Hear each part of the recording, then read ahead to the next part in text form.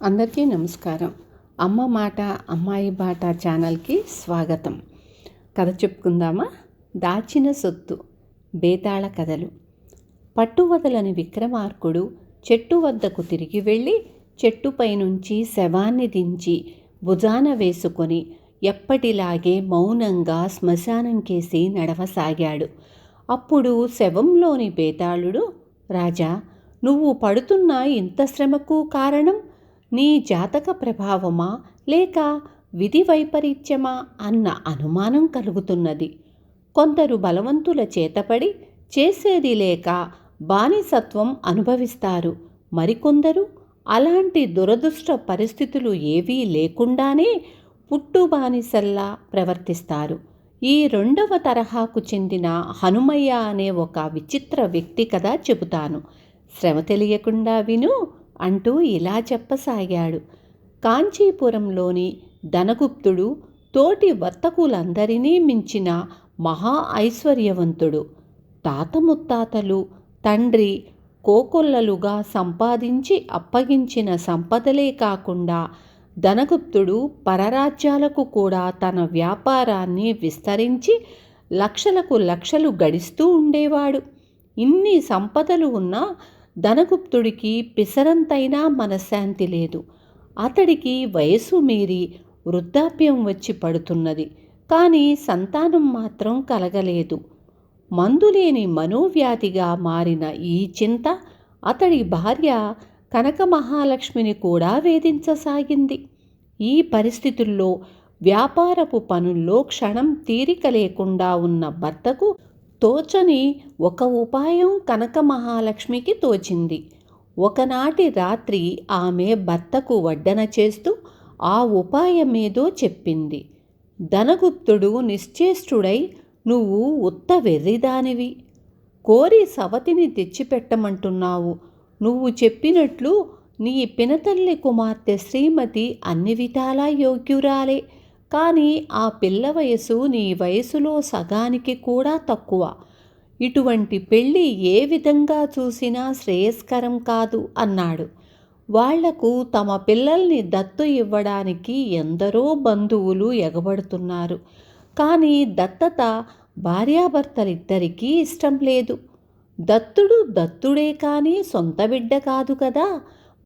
భర్త తన సలహా తోచిపుచ్చినప్పటి నుంచి కనక మహాలక్ష్మి మరింత దిగులు పడసాగింది. కొన్నాళ్ల తరువాత ఆమె ఆ దిగులుతోనే కన్నుమూసింది. భార్య మరణం ధనగుప్తుడిలో చాలా మార్పు తెచ్చింది. అతడు భార్య సలహాను పాటించనందుకు కొన్నాళ్లు బాధపడి చివరకు శ్రీమతిని వివాహమాడేందుకు నిశ్చయించుకున్నాడు. ఆడంబరాలేమీ లేకుండా శ్రీమతితో ధనగుప్తుడి వివాహం జరిగిపోయింది. శ్రీమతి కాపరానికి వచ్చి ఏడాది తిరగకుండానే ధనగుప్తుడి కోరిక ఈడేరింది. ఆమె పండంటి కొడుకును కన్నది. అతడికి ధనగుప్తుడు లక్ష్మీ ప్రసన్నుడని తన తండ్రి పేరు పెట్టుకొని అల్లారు ముద్దుగా పెంచసాగాడు. లక్ష్మీ ప్రసన్నుడికి 12 ఏళ్ల వయసు వచ్చేసరికి ధనగుప్తుడు 70 ఏళ్ల వయసు వాడయ్యాడు. అతనిప్పుడు మరొక చింత పట్టుకుంది. కీడించి మేలంచాలి కదా. తన తదనంతరం ఇంత గొప్ప ఆస్తిపాస్తుల్ని సంరక్షించుకోవడం ఆడవాళ్ల వల్ల అయ్యే పని కాదు. శ్రీమతి ఇంకా చిన్నపిల్ల, అంతగా లోకజ్ఞానం లేనిది. ఈ చిక్కు సమస్యకు పరిష్కారమేమిటా అని ధనగుప్తుడు సతమతమవుతుండగా అతడికి హఠాత్తుగా ఒక మంచి ఆలోచన తట్టింది. వ్యాపారంలో పెట్టుబడిగా ఉన్న సొమ్ము స్థిరాస్తులు కాక వజ్ర వైడూర్యాలు, బంగారము ఎంతో తన ఇంట ఇనుప భూషణాల్లో మూలుగుతున్నది. లక్ష్మీ ప్రసన్నుడు యుక్త వయసుడయ్యేదాకా ఆ ధనం పరులపాలు కాకుండా కాపాడే నమ్మకస్తుడైన వాడొకడు కావాలి. అందుకు తగినవాడు హనుమయ్య అన్న విశ్వాసం ధనగుప్తుడికి కలిగింది. ఈ హనుమయ్య ధనగుప్తుడి నౌకర్లలో ఒకడు. పసితనంలోనే తల్లిదండ్రులను పోగొట్టుకున్న అతణ్ణి ధనగుప్తుడు ఆదరించి పెంచి పెద్దవాణ్ణి చేశాడు. దుకాణంలోనూ ఇంటి దగ్గర కూడా అతడు ధనగుప్తుడికి నీడలా మెసులుకునేవాడు. అతడికి తన యజమాని పట్ల చెప్పనలవి కాని భక్తి విశ్వాసాలున్నాయి. వ్యాపార రీత్యా పరరాజ్యాలకు వెళ్ళినప్పుడు ధనగుప్తుణ్ణి 1-2 సార్లు ప్రమాదాల నుంచి తన ప్రాణం అడ్డువేసి మరీ కాపాడాడు. ఒకనాటి రాత్రివేళ ధనగుప్తుడు హనుమయ్యను తన గదికి తీసుకుపోయి, ఒరే, నీవంటే నాకెంత నమ్మకమో నువ్వెరుగనిది కాదు. నేను నీకొక అతి ముఖ్యమైన పని అప్పచెప్పబోతున్నాను. నమ్మకంగా చేస్తానని మాట ఇవ్వాలి అన్నాడు. అయ్యా, మీ మాట ఎప్పుడు కాదన్నాను చెప్పండి. మీ పాదాలంటే ప్రమాణం చేసి మీ ఆజ్ఞ నెరవేరుస్తాను అన్నాడు హనుమయ్య.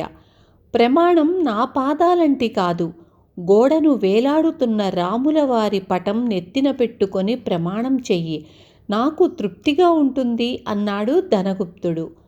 హనుమయ్య అలాగే చేశాడు.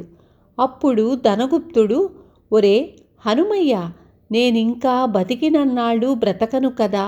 వయసు చెల్లిపోతున్న కొద్దీ చిన్నబాబు లక్ష్మీప్రసన్నుడి గురించిన చింత నన్ను ఎడతెగకుండా వేధిస్తున్నది. తాత ముత్తాతల నుంచి వస్తున్న ఆస్తి మా వంశానికి కాకుండా పోతుందేమో అన్న బెంగ నన్ను బాధిస్తున్నది. ఆ ఆస్తిపాస్తులు నిలబెట్టగలవాడివి నువ్వే అన్నాడు. ఆ తరువాత ధనగుప్తుడు హనుమయ్యకు చెప్పవలసిందంతా చెప్పాడు. ఇది జరిగిన 6 నెలలకే ఆయన కాలం చేశాడు. ధనగుప్తుడి కుటుంబాన్ని హనుమయ్య ఎటువంటి కొరత లేకుండా తన కంటిపాపలా కాపాడసాగాడు. యజమాని లేడన్న లోటు కనపడకుండా వ్యాపారం సాగుతున్నది. అపర కుబేరుడిలాంటి ధనగుప్తుడి ఐశ్వర్యానికి హనుమయ్య లాంటి నౌకరు సంరక్షకుడు కావటం చాలామందికి ఆశ్చర్యంతో పాటు అనుమానాలు కూడా కలిగించింది. తగు జాగ్రత్తలో లేకపోతే ఆ తల్లి కొడుకులకు హనుమయ్య ద్రోహం చేస్తాడని కూడా చాలామంది భావించారు. ఈ విషయమై కొందరు శ్రీమతిని హెచ్చరించసాగారు. ఈ చెప్పుడు మాటలు విని విని శ్రీమతికి హనుమయ్య మీద కొంచెం అనుమానం కలిగింది. ఒకనాడు అతడితో, హనుమయ్య, లక్ష్మీప్రసన్నుడికి తన సొంత కాళ్ల మీద తాను నిలబడగలిగే వయసు వస్తున్నది. వాడి తండ్రి గారు సొత్తంతా నీ కాపుదలలో ఉన్నదని చెప్పారు, కానీ అదెక్కడ ఉన్నదో మాత్రం చెప్పలేదు అన్నది. దానికి హనుమయ్య, అయ్యగారు ఆ సొత్తంతా చిన్నబాబుకు యుక్త వయస్కుడు కాగానే అప్పగించమన్నారు. మరొక 1 నెల రోజుల్లో బాబుకు ఎలాగూ 20 ఏళ్ళు నిండబోతున్నవి కదా, మీరు కొంచెం ఓపిక పట్టండి అన్నాడు కాస్త చిరాకుగా. ఆ రోజు రానే వచ్చింది. హనుమయ్య 2 బలమైన గుర్రాలను పూంచిన బండిలో లక్ష్మీప్రసన్నుణ్ణి ఒక్కడే ఎక్కించుకొని ఊరవతల ఉన్న అడవిలో ప్రవేశించాడు. ఒక ఎత్తైన గుట్ట దగ్గర బండిని ఆపి ఇద్దరూ గుట్ట ఎక్కి దిగువన ఉన్న చిన్న లోయలో దిగారు. అక్కడ 2 బండల మధ్య ఉన్న ఖాళీ స్థలంలోకి హనుమయ్య వెళ్ళి నిలబడగానే తలపీక్కుంటూ లక్ష్మీప్రసన్నుడికేసి వెర్రి చూపులు చూడసాగాడు. అది చూసి లక్ష్మీప్రసన్నుడు భయపడిపోతూ, నీకేం జరిగింది హనుమయ్య? మనం ఇక్కడికొచ్చింది నాన్నగారు దాచిన సొత్తు తవ్వుకుపోవడానికి కదా అన్నాడు. నాన్నగారు దాచిన సొత్తా? అసలు నువ్వెవడివి అంటూ హనుమయ్య కళ్ళెర్ర చేశాడు. లక్ష్మీప్రసన్నుడు మరింతగా భయపడిపోయి ఇంటికి పరిగెత్తి జరిగింది తల్లికి చెప్పాడు. అది విని శ్రీమతి ఆశ్చర్యపోతున్నంతలో హనుమయ్య ఏమీ జరగనట్టే అక్కడికి వచ్చి ఆమె ముందు నిలబడ్డాడు. కొడుకు చెప్పిన సంగతి ఆమె హనుమయ్యకు చెప్పింది. అతడు కనుబొమ్మలు చిట్లించి, అలాగా, అదేం నాకు గుర్తులేదు అనేశాడు. ఈ జవాబుతో శ్రీమతికి హనుమయ్య తమను మోసగించి తన భర్త దాచిన సొత్తు ఎత్తుకుపోచూస్తున్నాడన్న గట్టి నమ్మకం కలిగింది. ఆ మన్నాడు ఆమె కొడుకుతో పాటు లోయలోకి దిగింది. ఈసారి హనుమయ్య బండల మధ్య ఉన్న ఖాళీ ప్రదేశంలో నిలబడి జేవురించిన ముఖంతో వెర్రిగా అరుస్తూ తల్లి కొడుకులను కొట్టబోయేంత హంగామా చేశాడు. ఇది చూసి శ్రీమతికి భయం కన్నా ఆస్తి పోతుందన్న దుఃఖం కలిగింది. ఆ మరుసటి రోజున ఆమె కొందరు పెద్దలను సాయంగా తీసుకొని హనుమయ్య వెంట లోయలోకి దిగింది. ఈసారి హనుమయ్య ఖాళీ ప్రదేశం చేరుతూనే భక్తిగా నమస్కరించి వెంట తెచ్చిన పలుగుతో అక్కడ తవ్వసాగాడు. తవ్విన కొద్దీ పెద్ద పెద్ద రాగి బిందెలెన్నో బయటపడ్డాయి. వాటి నిండా అమూల్యమైన రత్నాలు, వజ్ర వైడూర్యాలు, బంగారు కణికలు. శ్రీమతికి, లక్ష్మీ ప్రసన్నుడికి కలిగిన ఆనందం అంతా ఇంతా కాదు. వాళ్ల వెంట వచ్చిన పెద్దలకు లోగడ హనుమయ్య అలా ఎందుకు వింతగా ప్రవర్తించాడో అర్థం కాలేదు. బేతాళుడు ఈ కథ చెప్పి, రాజా, హనుమయ్య మనస్తత్వం ఎలాంటిదని నువ్వు అభిప్రాయపడుతున్నావు? అతడు ధనగుప్తుడి కుటుంబాన్ని మోసగించవచ్చని చాలామందితో పాటు శ్రీమతి కూడా అనుకున్నది. ఇదంతా ఎరిగి కూడా హనుమయ్య 2 సార్లు వింతగా ప్రవర్తించి 3వసారి దాచిన ధనాన్ని శ్రీమతి పరం ఎందుకు చేసినట్లు? ధనం అపహరించేందుకు అతడికి ధైర్యం చాలలేదా?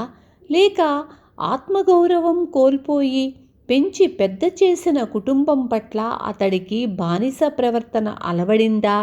ఈ సందేహానికి సమాధానం తెలిసి కూడా చెప్పలేకపోయావో నీ తల పగిలిపోతుంది అన్నాడు. దానికి విక్రమార్కుడు, హనుమయ్యలో నీవనుకునే లోపాలేమీ లేవు. పెంచిన యజమాని పట్ల, ఆయన కుటుంబం పట్ల భక్తి విశ్వాసాలు కలిగి ఉండటం బానిస మనస్తత్వం అనిపించుకోదు. ధనగుప్తుడి 2వ భార్య, కొడుకు హనుమయ్య నిజాయితీ తెలిసిన వాళ్ళు కాదు. శ్రీమతి అతణ్ణి ధనం ఎక్కడ దాచింది చెప్పమని అడిగింది కూడా. అంటే ఆమెకు హనుమయ్య తన భర్త దాచిన ధనాన్ని అపహరించాడేమో అన్న శంక కలిగిందన్నమాట. ఆ సంగతి హనుమయ్య గ్రహించాడు. అటువంటి వాళ్ళు రేపు ధనగుప్తుడు దాచిన సొత్తు కొంత అతడు తస్కరించాడనే నింద వేసే అవకాశం కూడా ఉంది. అందుకే హనుమయ్య 2 సార్లు పిచ్చివాడిలా ప్రవర్తించి 3వసారి నలుగురు పెద్ద మనుషుల ఎదుట దాచిన సొత్తును తవ్వి బయటికి తీశాడు అన్నాడు. రాజుకు ఈ విధంగా మౌనభంగం కలగగానే బేతాళుడు శవంతో సహా మాయమై తిరిగి చెట్టెక్కాడు. విన్నారు కదా. రేపు మళ్ళీ ఇంకొక మంచి కథతో మీ ముందుకొస్తాను.